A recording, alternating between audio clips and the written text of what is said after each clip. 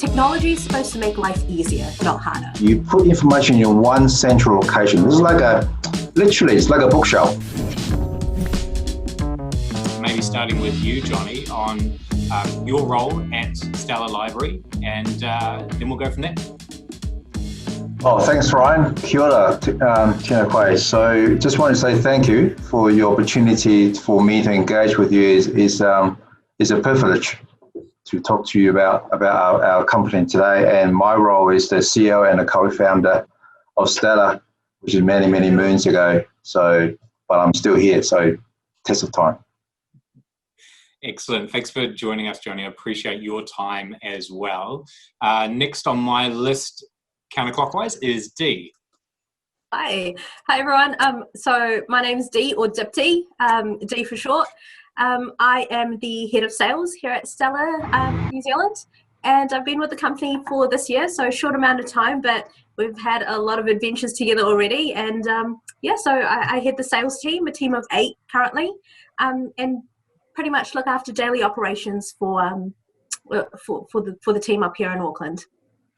Awesome. So I'm really looking forward to asking you some questions around some of the success stories around Stellar Library and what you've done for boards and sharing their papers and so on. But before we get on to some of those, Mike, welcome. Well, thank you very much, Ryan. Kia ora, everyone. I would call myself the marketing manager. I look after communications, the graphic front, storytelling, explaining the products and services where they need explanation, and adding value where I can. Excellent. So we've got marketing on the line, we've got sales, and then we've got strategy in the form of the CEO. And Johnny, that's probably a good place to start with you. With Stellar Library, from my notes here, I've got that you do board and enterprise solutions for businesses. And that's both for visibility of your papers and also the security, because some of that information in board papers is quite either market sensitive or strategically sensitive. Where did the idea come up for Stellar Library, and what's your current role within the company? So the idea started this is probably about 10 years ago now. It was through one late night session with my friend who's still colleagues of mine, Brett, who's one of the co-founder. And we thought, well, we can solve the world with this. And at that time, it was really difficult to manage and make sure all the sensitive information are being managed and distributed. I think an iPad just coming through. There's a lot of different apps out there, but we thought, well, you need a bit of this, bit of that, but hey, look, we're all busy person, so let's find a solution that can serve them all. And I know email has been the most form of use in terms of distributing information and so forth, but you've got no control of the custodies of the information, because once you send it out, they're gone, and you've got no way to retract or make sure they land in the right hands with the right set of eyes on it. So this is really how Stellar come about, and as a grew from a vision to an idea, we executed products, and we're still here today. So with that initial idea then to, the recognition that we all use email to be able to share documents, but email by its very nature is quite an open platform. So although I might share a document with you, you might decide to then forward that on, and I don't get any indication of what you've done with that document. I'm trusting both you and I'm trusting email. Does Stellar Library put some kind of some reporting or some visibility around what gets sent and how it gets received? Is that right? Yeah, so the concept is not about how it's sent. It's about you put information in one central location. This is it's like a bookshelf. With the bells and whistles around it, almost you can say this is a castle information, and it's got a moat around it. And you get invitation into the secret place of the secret information. And then the person who sent you the invite, you have to have the right credential to come and have a look, to look at the information. But the first port of call is those information that's not automatically allow the end user to share if they like, because at the end of the day, the information belongs to the publisher, to the one who put it up there, and therefore they can dictate or control how the end user will use those piece of data they're receiving. So that's where we stand up. We by default, all information comes through is sensitive, confidential. So it by means that they're not allowed to share them unless the permission being granted by the person who put it up there. That makes sense. So it's really around the digital rights management and who you decide can see that data rather than shifting it from A to B. Dipti, let's now move across to you from the sales side. What have you seen in terms of the customer success? How are Stellar Library customers using this set of features? So it's been really interesting since I've come through, because I've had a tech background. So I've come into another SaaS company, which is amazing. I'm just going to say that New Zealand's software as a service companies are doing so great, just to put it out there. It's awesome. It's great to see. So it's very invigorating for the younger generation to know that this is an up and coming industry, or is the industry to get into. Our customers, it's been how do I put this? Thinking of a way to articulate it.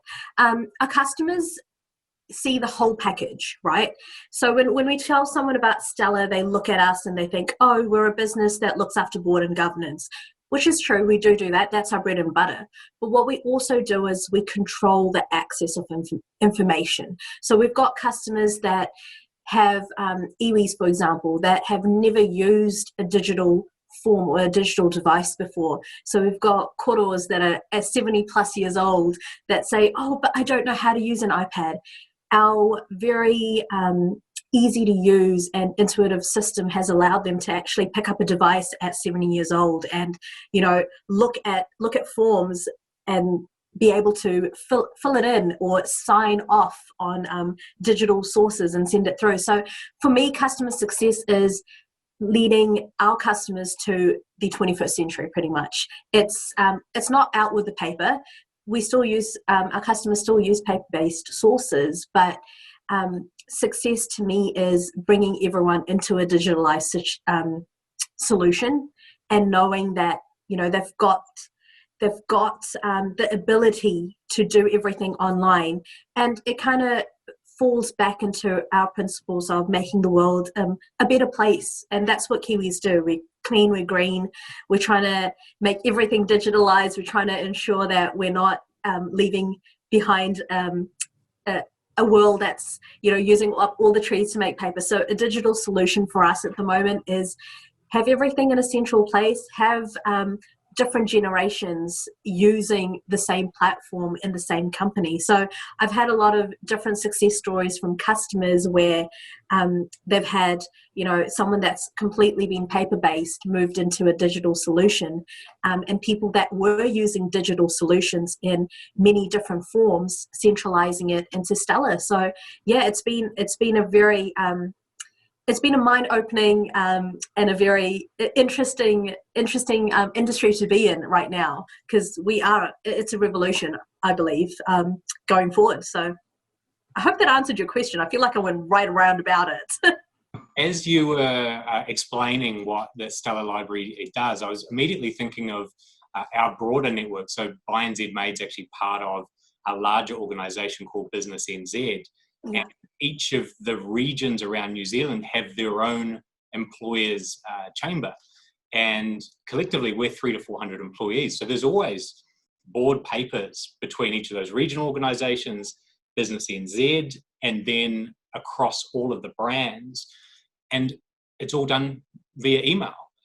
So I'm starting You need to talk to me, Ryan. I need to talk to you after this. I'll give you a great solution to what you've been going through. You're sucking me into your the sales. Do I have a solution for you, Ryan? But before we get too far down here, because I'm also a marketer and I don't want to forget you, Mike. You've been sitting there very patiently, so appreciate that. What's been the communication that's really picked up the excitement that Dipti's talking about with Stellar Library, because this is a very different way of working for many people. Used to, pen, paper, I print it out, I know where it is, I've got it in my binder ready to go. Whereas in the digital world, you don't want to turn up at these meetings and be unprepared. Some of them are some pretty serious activities around voting on particular issues. What are some of the feature sets or narratives that you make sure are included in the marketing for Stellar Library? Well, I think it boils down to the three pillars that you can see behind the team: security, control, and visibility. As you said quite rightly, there's a lot of sensitive documents and data being thrown around out there fairly liberally. In the past, that's been totally fine, but with the new environment that we're experiencing currently, there's a degree of trepidation about what's happening when we see the security breaches. So we talk about security a lot. And with that comes chain of custody. So that's something that we're really strong on, is about ensuring that whatever goes into the application, whatever an organisation uploads and whoever's in control of it, can see the entire chain of custody all the way through and has complete control of that at any one time. The second part is control, and we sort of term that as granular. You imagine thousands of pieces of information, each with their own unique little point of difference, and you've got to be able to know exactly what you're dealing with every single time. So it's finite control of all the information, data and material that's stored in the app or being used across whatever platforms, be it board or enterprise. So you have real finite control. And the other is visibility. And this is what both Johnny and Dee have alluded to here about the library situation.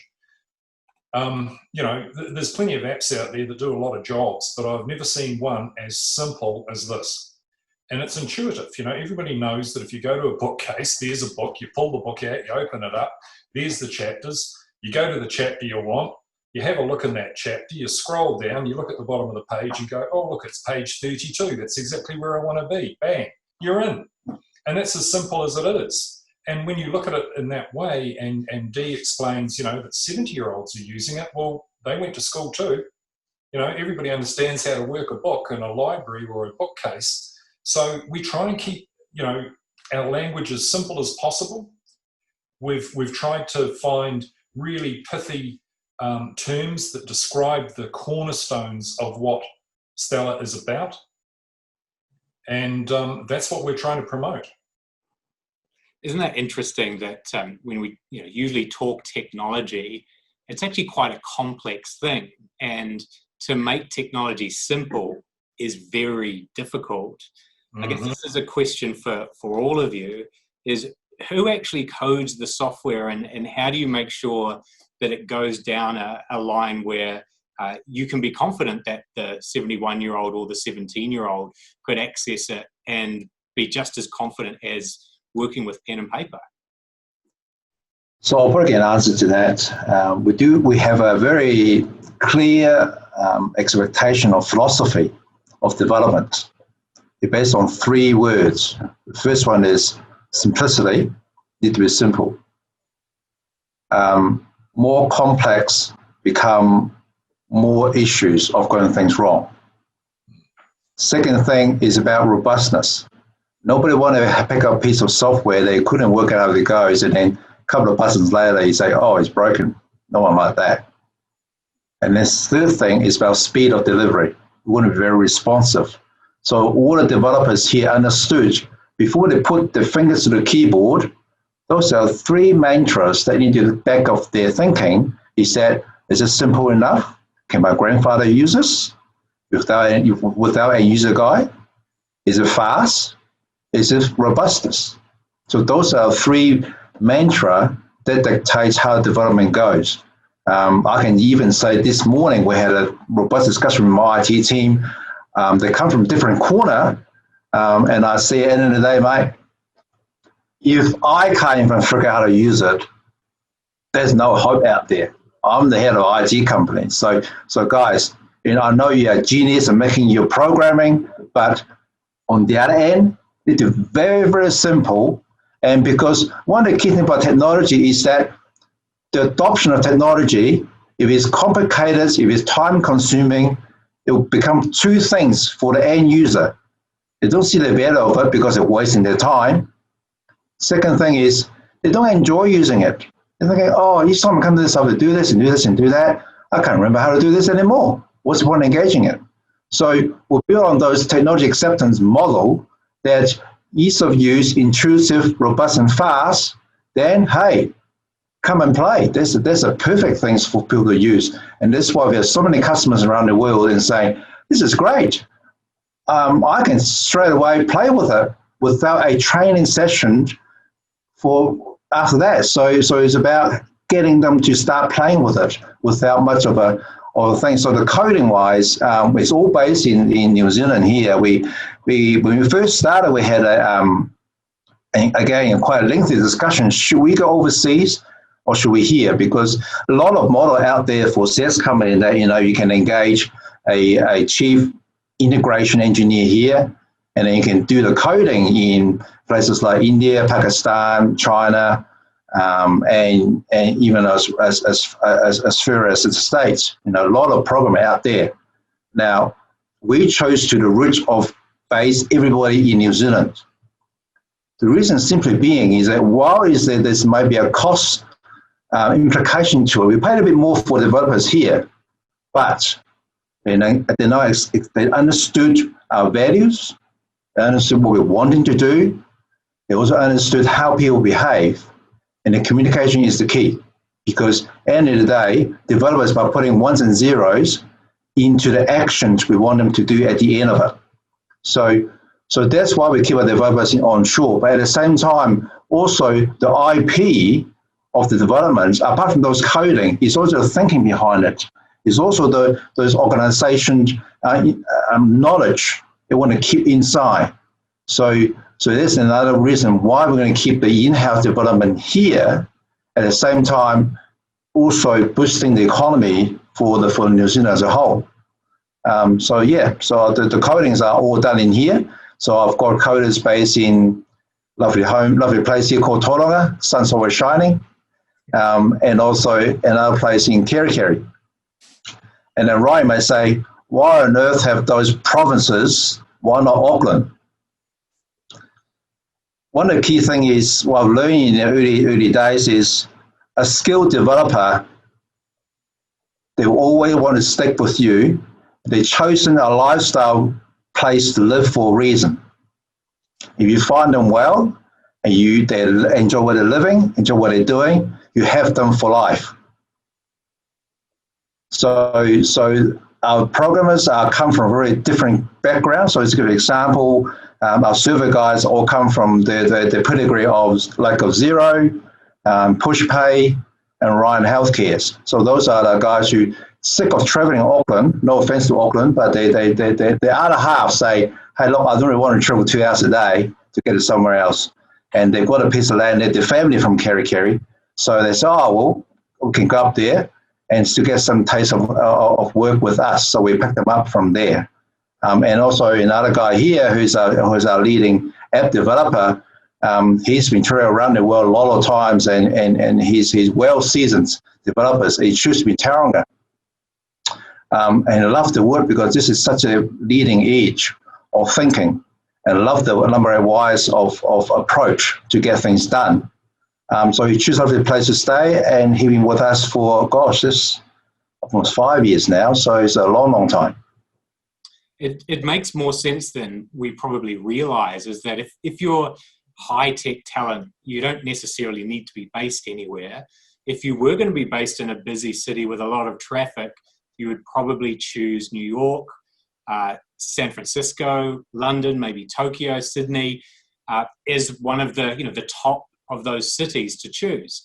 But if you're not into the city part of it, you would probably choose New Zealand or Australia, or at least somewhere with really nice weather.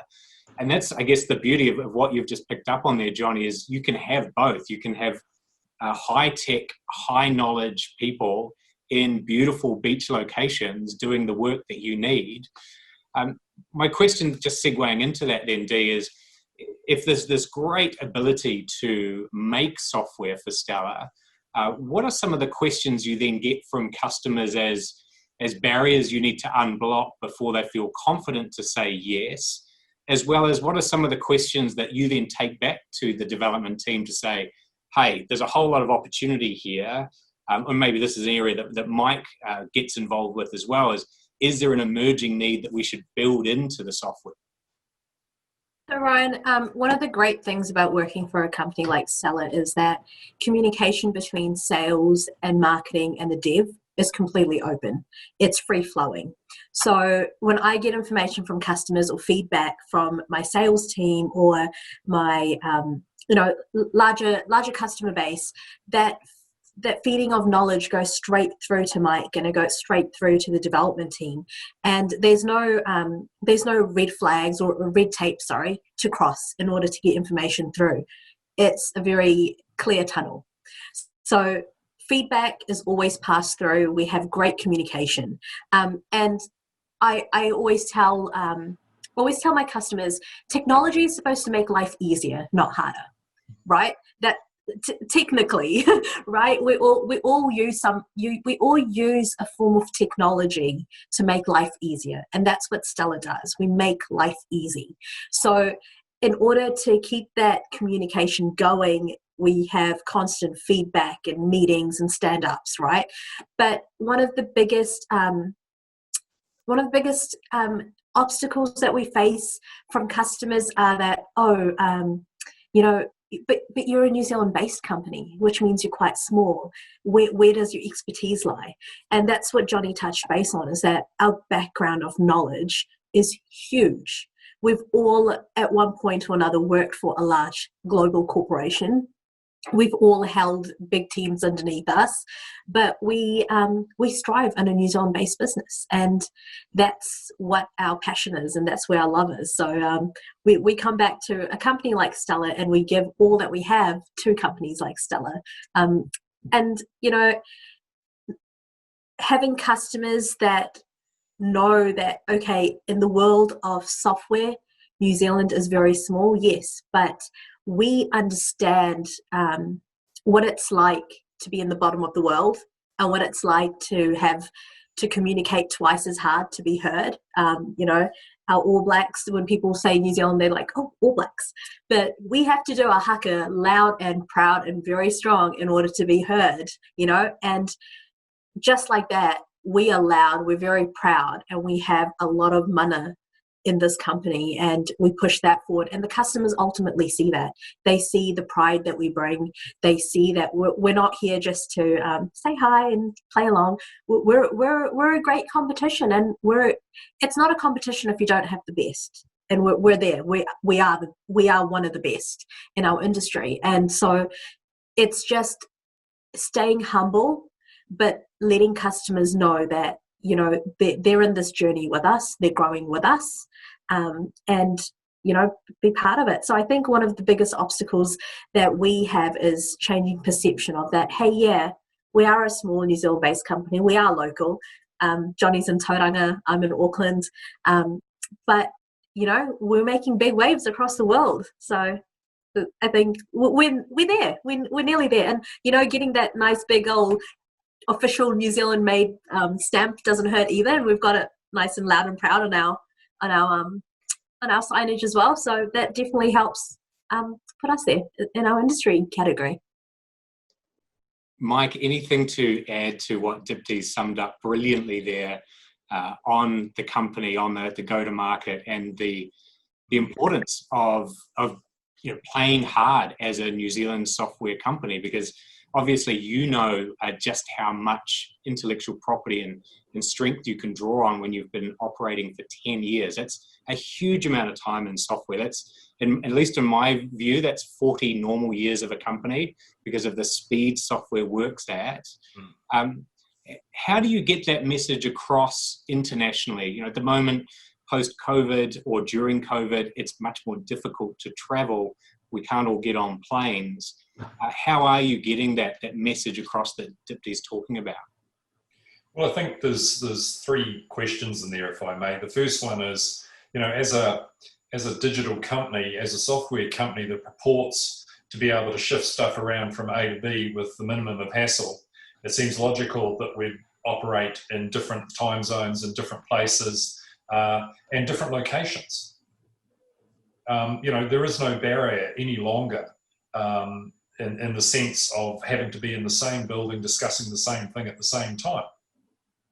And that's really what Stellar stands for, is that universal connection that we can all have basically at the touch of a button or pulling a book off a bookshelf. It's going to be that, it is that easy.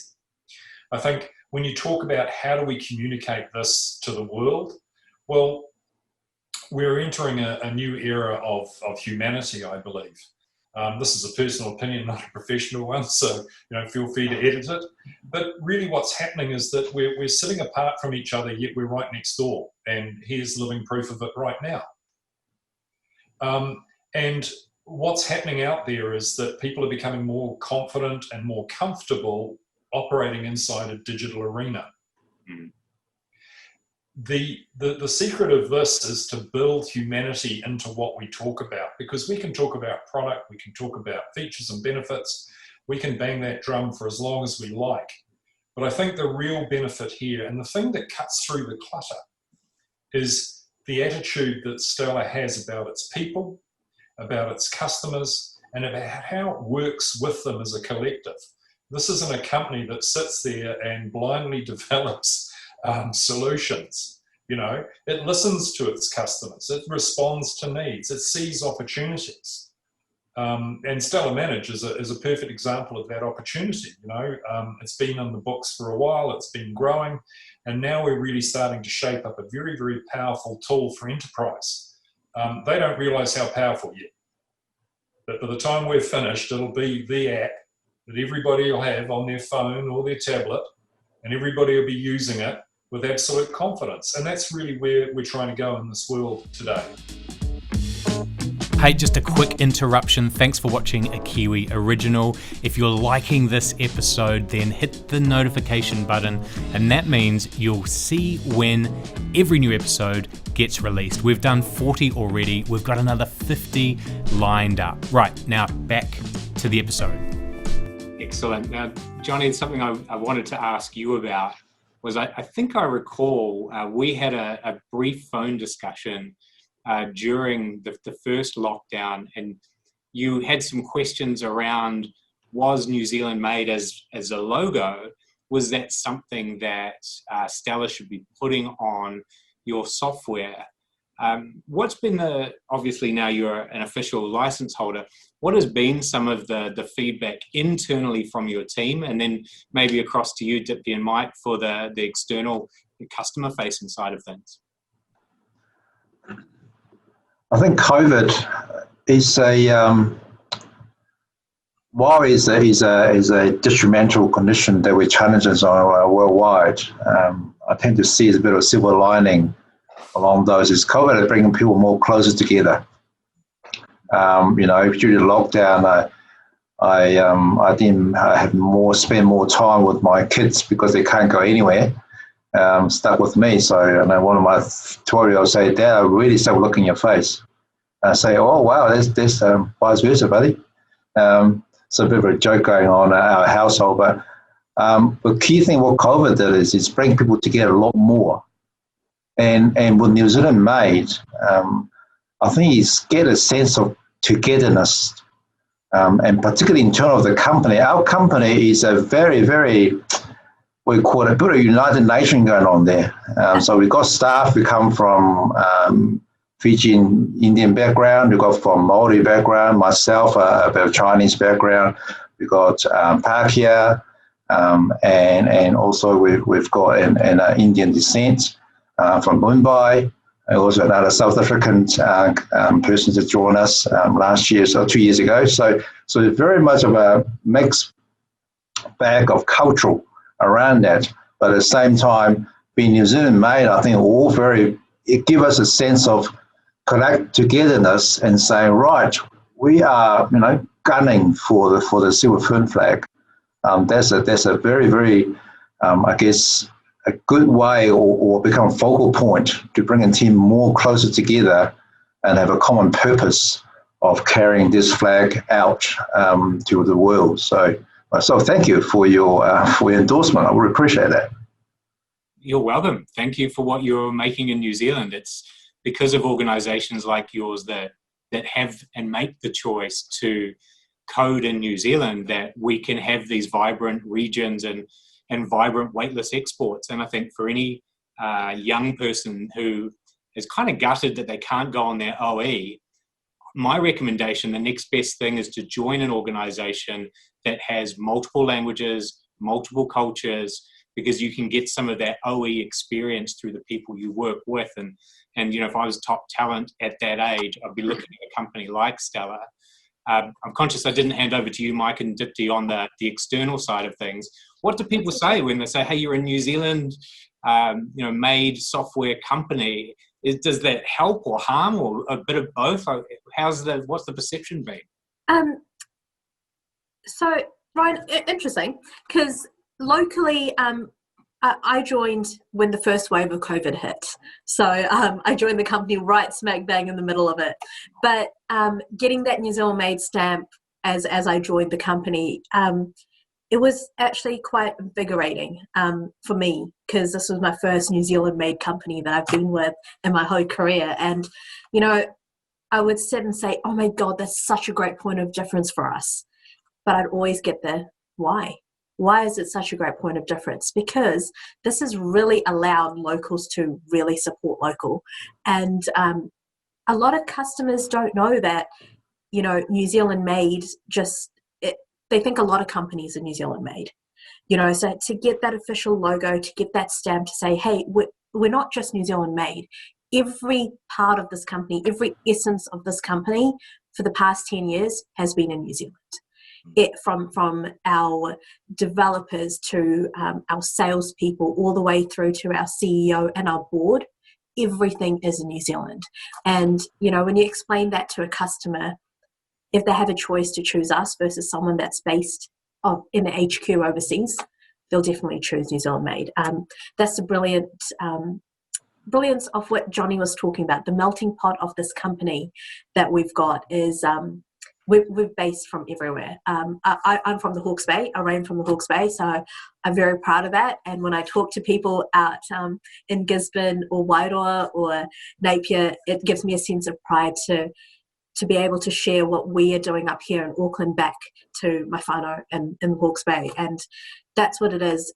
As a collective unit of 5 million in New Zealand, we're like a family and we support each other. So having that official, New Zealand made stamp, being able to tell people we are New Zealand made. We're not just based in New Zealand, we're made in New Zealand. We cater to, I have this beautiful saying, and I say, we think local but act global.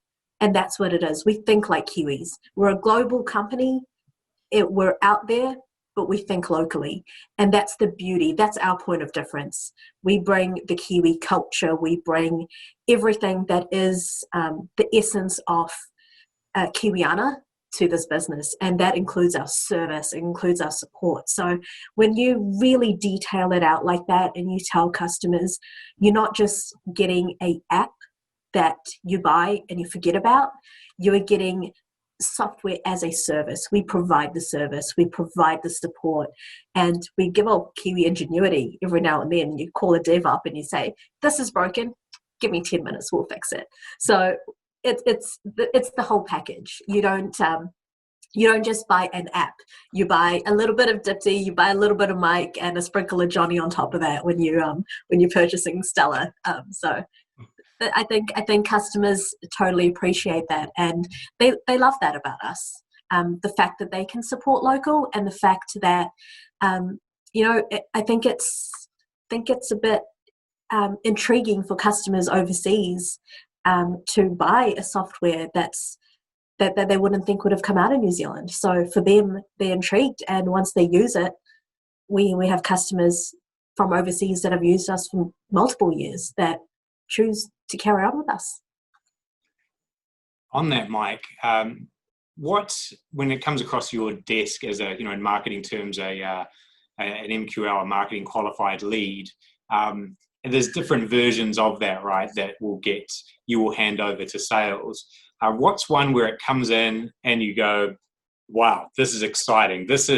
If we could just have 100 customers like this, we would be made. Like, who is that perfect MQL?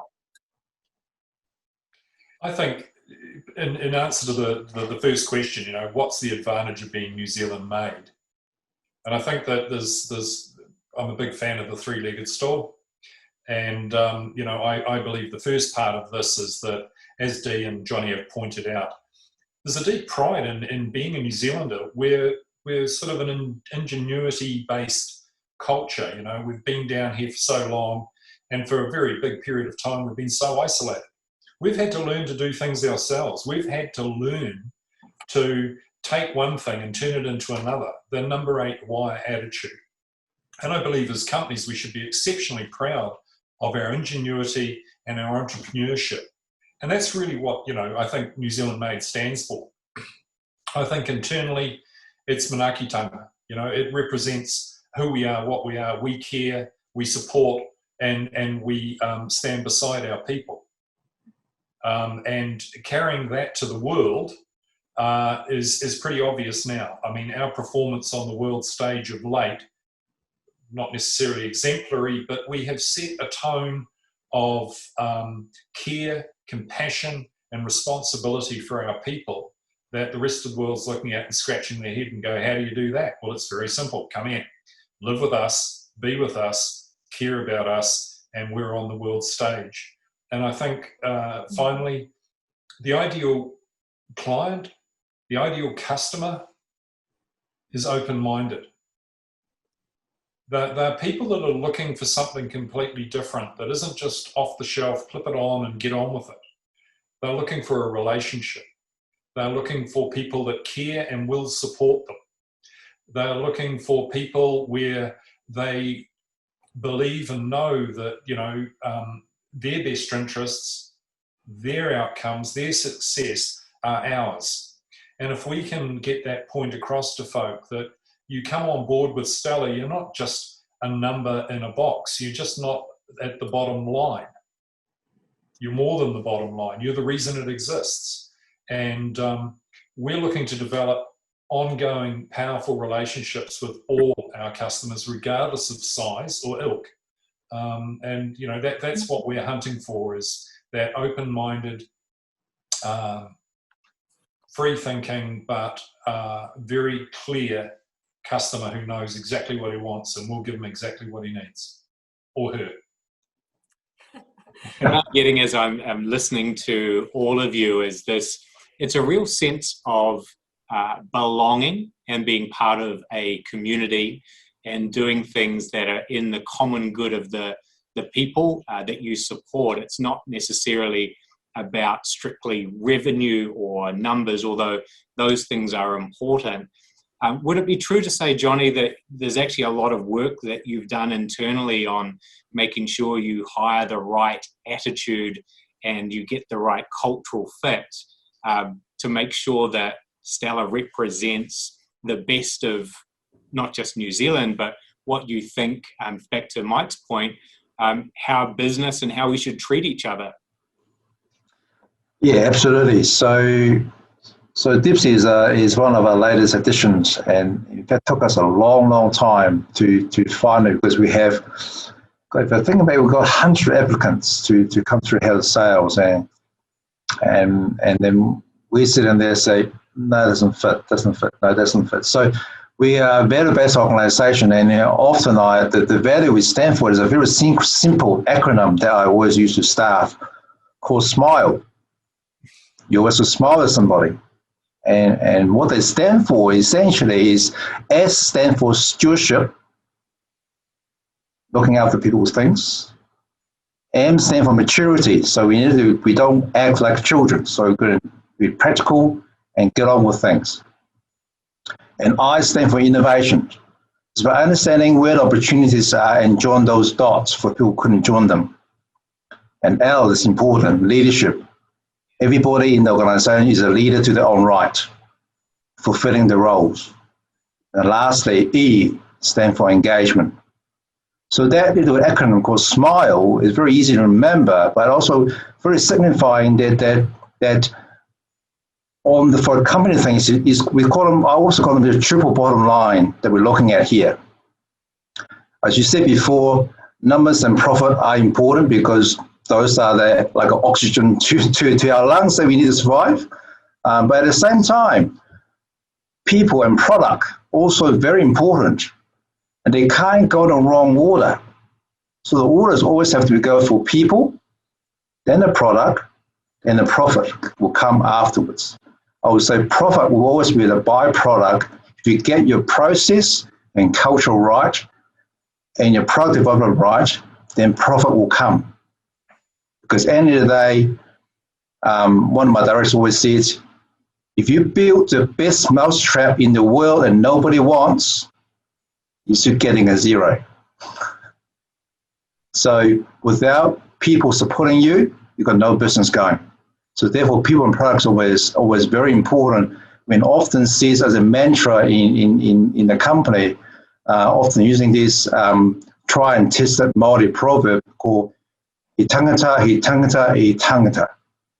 It's the people that counts. Now, when you say people, it's not internal. It also belongs to your key stakeholder who's supporting you, and also on the other side, the customer who's supporting you. Now, at the same time, you need to think about, well, how can we contribute back to the community, not for the sake of marketing activities. You know, people often say, oh, I'm going to sponsor this, sponsor that, thinking, oh, we're going to get our names out there. And it's very crude. But behind those, you need to think, well, how can I add value back to the community that supported us to today? And as a result, you know, we often said to the not-for-profit, for instance, hey, look, if you can't afford to pay for it, if you need the software, use it on the house. Because I'd rather you save someone's time and effort and get a streamline going than constantly scratching here, thinking, how can I improve this? Because, you know, not-for-profit sector is the most sector that come with all sorts of challenge, and also resources are not that great. So one of the things I always say to them, hey, look, pay what you can. However, if you can't pay for it, let's find a way to, in return, we can work something together. Because at the same time, if you give something free away, zero is still a zero. There's no value to it. If you put a dollar sign in front of it, they will see some value to the exchange of relationship. So I think that we work hard for the last 10 years. Is something fine-tuning, you know, manakitanga, the proverbs and the entrepreneurship. It's all about building into the cultural expectations. So you don't think about it. It becomes second nature. And also, you know, customers always come first because they're the ones supporting you. And I mean, I say to my sales team, say, no matter what happened to the end of the phone, customers always right. Okay, so don't argue with them, listen them out, and find a solution to move forward, because it doesn't do anybody good. I think a couple of things I picked up on there, and certainly something I can reflect as part of Buy New Zealand Made, is that it's about making introductions and connecting people. And it's also about understanding what each business does. I mean, we're over 1,500 businesses as a collective now. And when I first started here a couple of years ago, I thought, how am I going to meet everyone? So technology was going to play a part, but then it wasn't actually about me meeting everyone. My job was actually introducing each other.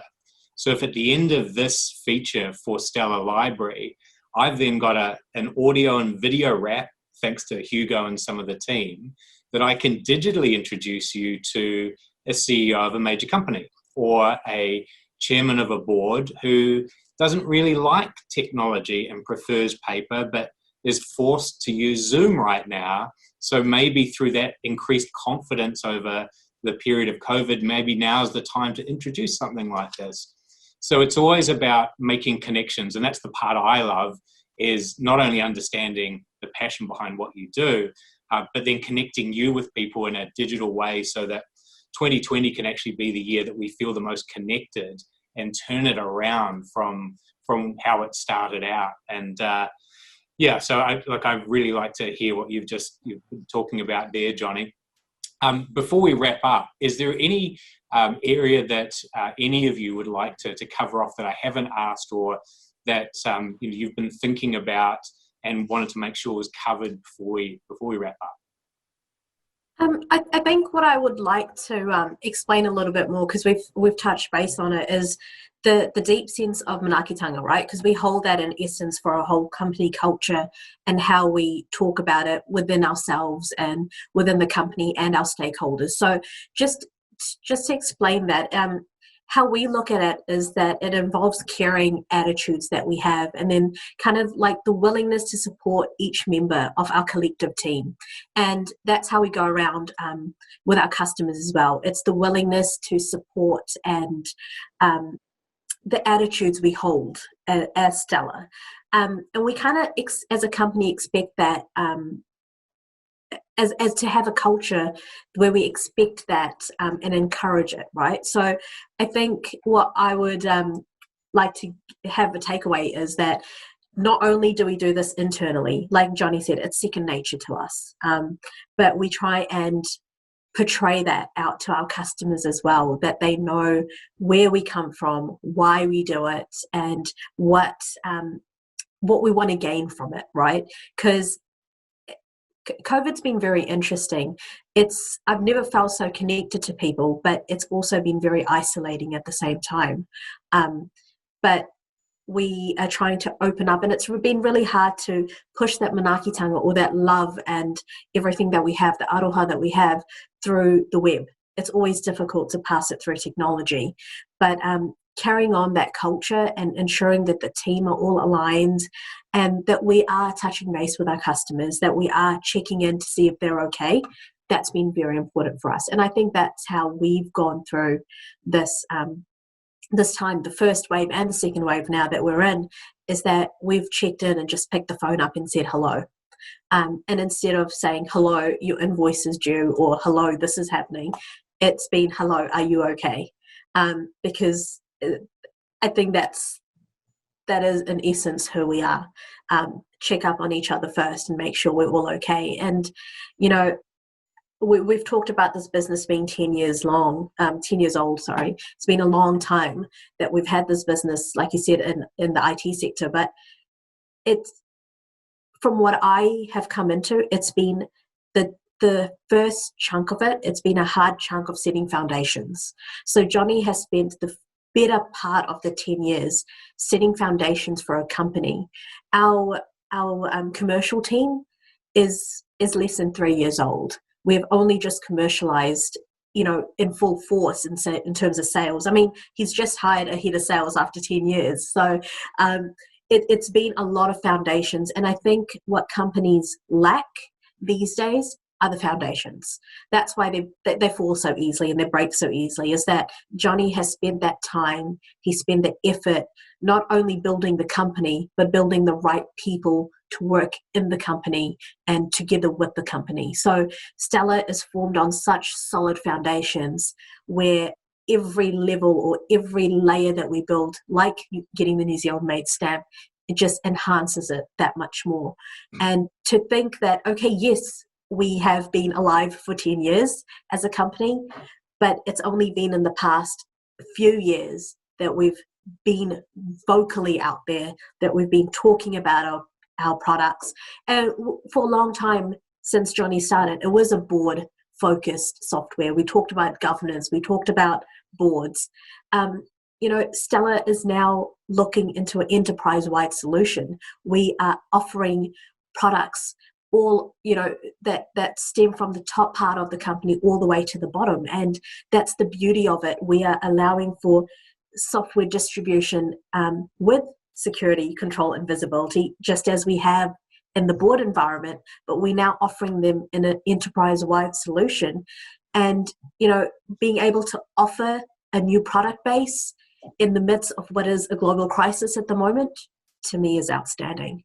So we've launched a new product. We've been able to keep our culture going. We've actually done better in terms of sales in the past, 6 months than, Johnny, correct me if I'm wrong, than we've ever done in the company. So to me, we're a success story. Yes, the world around might be in crisis, but it's having those solid foundations that Johnny and his team have built so carefully and so studiously that we're now in a place where we can be called a success story, and it's very enlightening to be able to do so. That's what I wanted to add, to make sure that we covered the fact that we might be in a bad place, quotation marks, or the new norm, as we want to call it. But Stellar has done nothing but been stellar. We've been stellar at what we do, pun intended. And we've achieved great heights, and it is just the beginning. It is the beginning of what will be a great story, because again, Johnny and his team have laid down foundations that are extremely solid. So just wanted to make sure we covered that.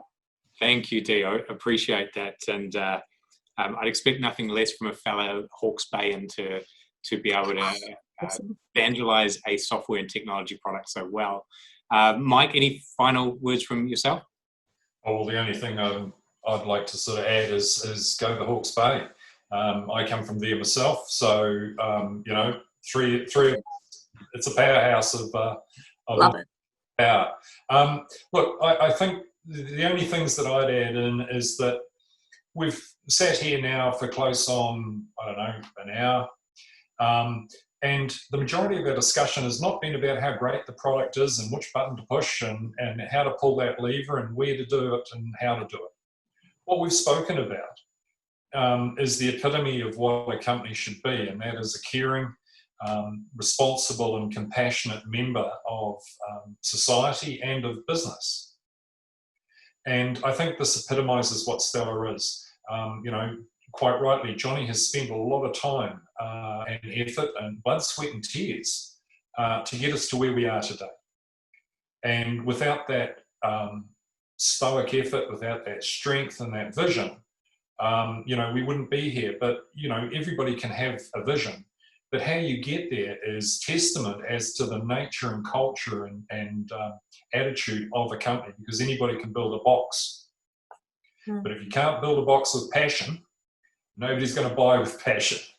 And that's what I think steps up massively for Stellar. And I think the other thing too is that as a company that's started out very small and then grown, and especially inside the environment that we're experiencing today, we stand head and shoulders, because it's not so much about selling the product, it's about connecting people. It's about creating the sense of confidence and security in an ever-increasing world where security and I suppose peace and tranquility is looking like it's fast disappearing. And as a company, standing for those ideals, but then providing a product that allows business and individuals to confidently go about their day-to-day mahi is rewarding. And I think that we're all very proud of what we've been able to accomplish. And as Dee said, we're on the world stage and we plan to stay here for a very long time. So line up, the product's ready to go. Yep. Well, I certainly came on with an assumption we'd be talking a lot of technology and a little bit of marketing, and I've been pleasantly surprised to hear about the people side of it and a lot more on the heart side of it, which is great, knowing that you're a global software business that is hailing from New Zealand. It gives me a lot of pride to know that you're putting that Kiwi trademark out there with those types of values to back it up. Before I finish up, Johnny, any final words from yourself? I just want to say thank you for the opportunity for us to showcase Stellar.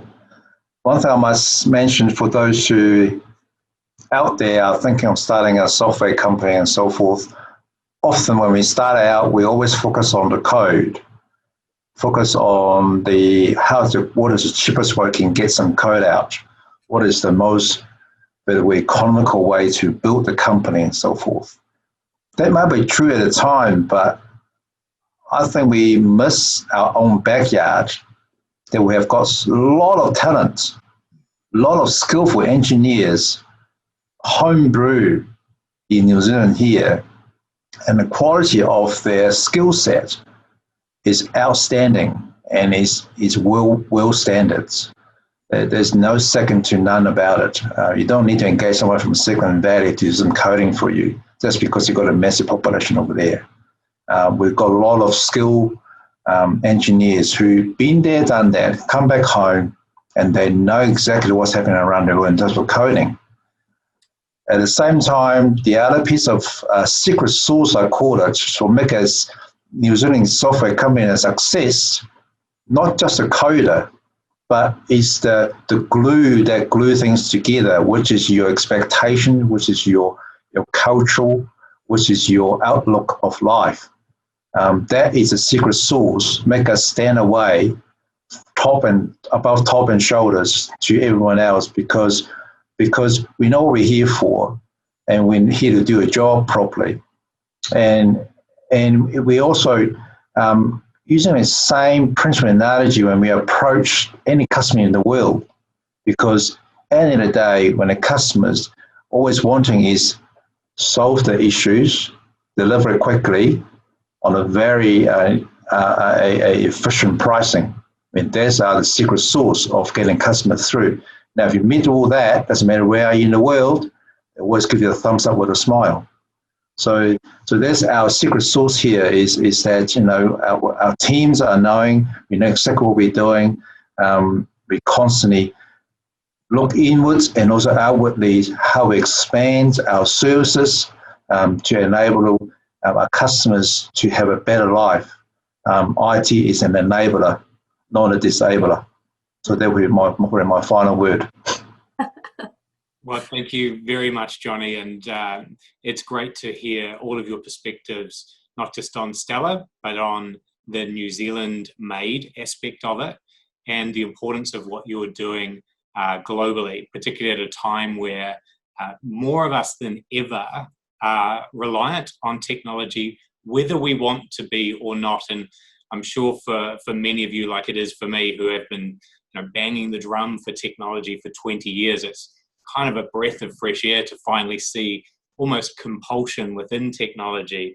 But I'm glad to hear that you're doing it from a people-centric place, that this is about doing good things and making sure those ripples of positivity spread. So I appreciate all of your time today. Thank you, Johnny. Thank you, Dipti. And thank you, Mike.